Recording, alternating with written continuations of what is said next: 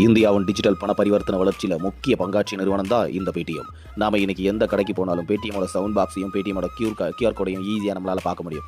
Digital payment வளர்ச்சியை சிறு வியாபாரிகளிடம் கொண்டு போய் சேர்த்த பெருமை பேடிஎம் நிறுவனத்திற்கு கண்டிப்பாக உண்டு. கடந்த வருஷம் ரிசர்வ் வங்கி எடுத்த ஒரு நடவடிக்கை பேடிஎம் நிறுவனத்தோட பங்குகளை கடுமையாக வீழ்ச்சியடை செஞ்சிச்சு. அதிலிருந்து பீனிக்ஸ் பறவையாக மீண்டு வந்திருக்கு இந்த பேடிஎம் நிறுவனம்.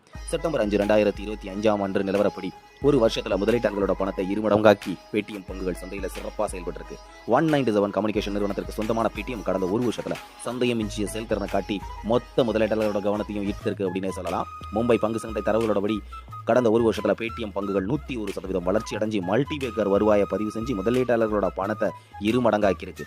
அதாவது நீங்க இந்த காலகட்டத்தில் 1 லட்சம் ரூபாய் முதலீடு பண்ணியிருந்தீங்கன்னா அந்த பணம் ஒரு வருஷத்துல 2 லட்சமா மாறி இருந்திருக்கும். இதே காலகட்டத்தில் பிஎஸ்சி சென்செக்ஸ் 1.6% சரிவையும் பிஎஸ்சி நிதி சேவைகள் 5% வளர்ச்சியும் அடைஞ்சிருக்கு. நடப்பு வருஷ நிலவரப்படி பேடிஎம் பங்குகள் 28% ஏற்றம் அடைஞ்சிருக்கு. செப்டம்பர் 5 அன்னைக்கு பேடிஎம் பங்குகள் 2.5% உயர்ந்து 1228 அப்படிங்கிற ஒரு விகிதத்தில் வர்த்தகமாயிட்டு இருக்கு. இது 52 வார உச்ச விலையான 1296.6 என்கிற நிலையை விட 3% தான் குறையா இருக்கு.